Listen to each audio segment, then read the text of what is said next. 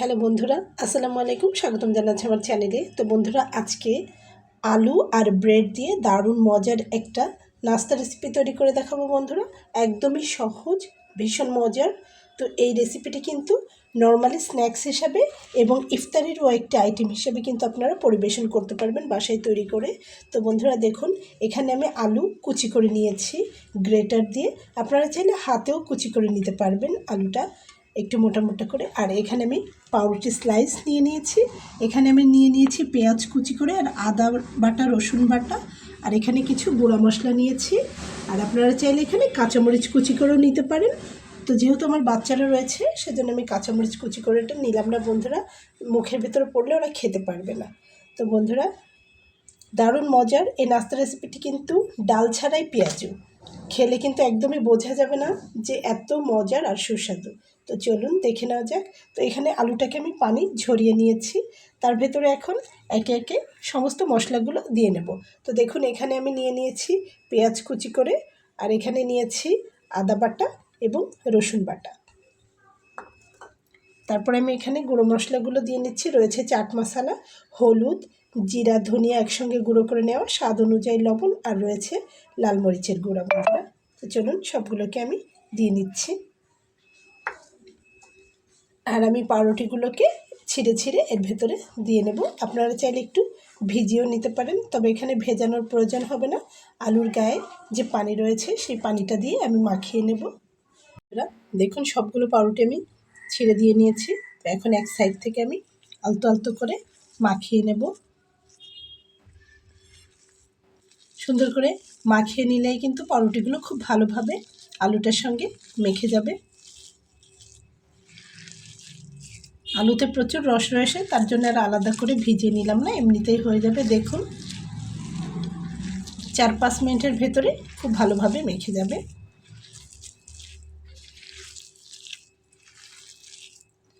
এই নাস্তা রেসিপিটি বাসায় করবেন, দেখবেন সবাই ভীষণ পছন্দ করবে।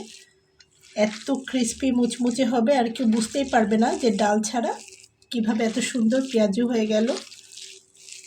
তো বন্ধুরা, যদি বড় সাইজের পাউরুটি হয় তাহলে আপনারা দুইটা স্লাইস দিলেই হবে।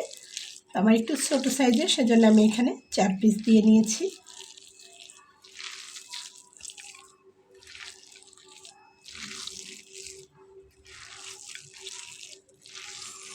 তো বন্ধুরা দেখুন, 5-7 মিনিটের ভেতরে কিন্তু খুব ভালোভাবে পাউরুটিটা এর সঙ্গে মেখে গেছে।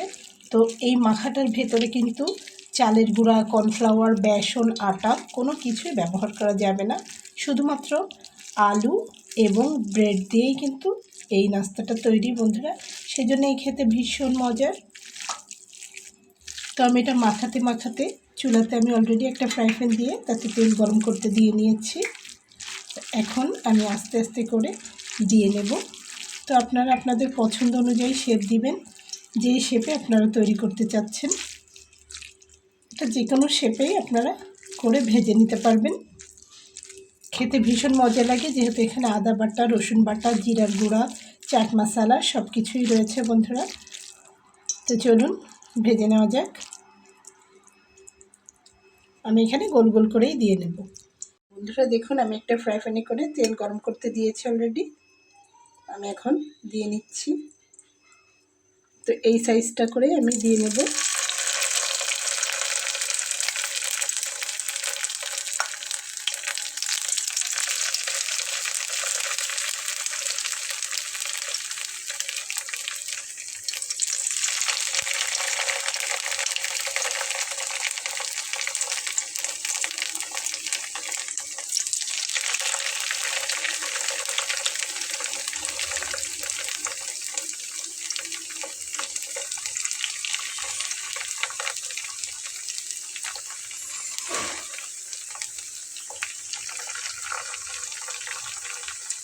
তো বন্ধুরা, অনেকগুলোই কিন্তু তৈরি হবে। তো আমি এখানে আমার প্রয়োজন অনুযায়ী নিয়ে নিয়েছি, আপনারা নিশ্চয়ই আপনাদের প্রয়োজন অনুযায়ী করে নেবেন। তো আমি এখানে একসঙ্গে এই কয়টাই দিয়ে নিলাম।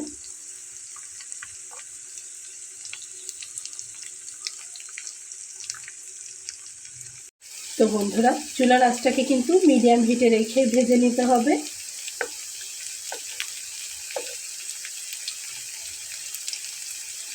নিচের দিকটা একটুখানি হয়ে গেলে তারপরে উল্টে দিতে হবে, আগে থেকে উল্টানো যাবে না।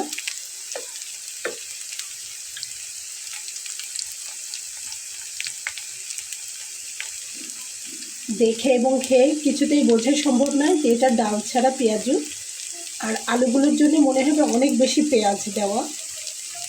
ধরে আমি উল্টে দিচ্ছি, দেখুন দারুণ একটা কালার চলে এসছে।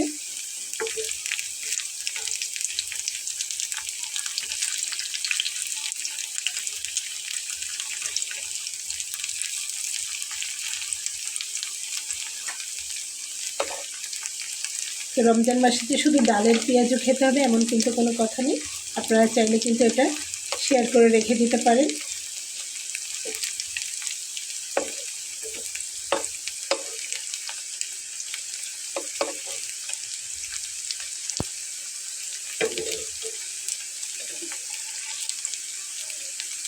তো দেখুন কি চমৎকার কালার এসছে।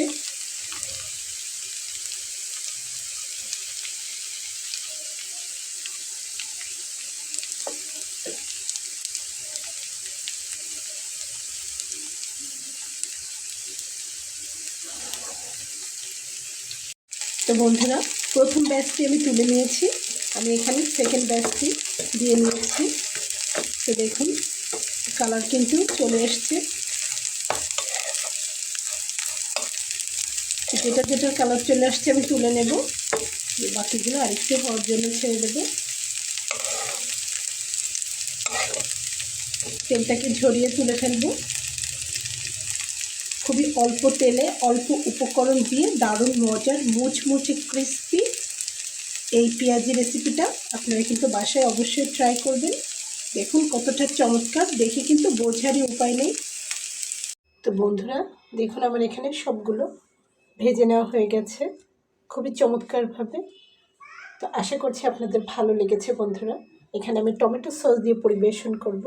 রেসিপিটা যদি আপনাদের ভালো লেগে থাকে তাহলে আমার এই ছোটো চ্যানেলটিকে সাবস্ক্রাইব করার সঙ্গে থেকে যাবেন। দেখা হবে পরবর্তীতে নতুন কোনো রেসিপি নিয়ে। সেই পর্যন্ত ভালো থাকবেন বন্ধুরা। আল্লাহ হাফেজ।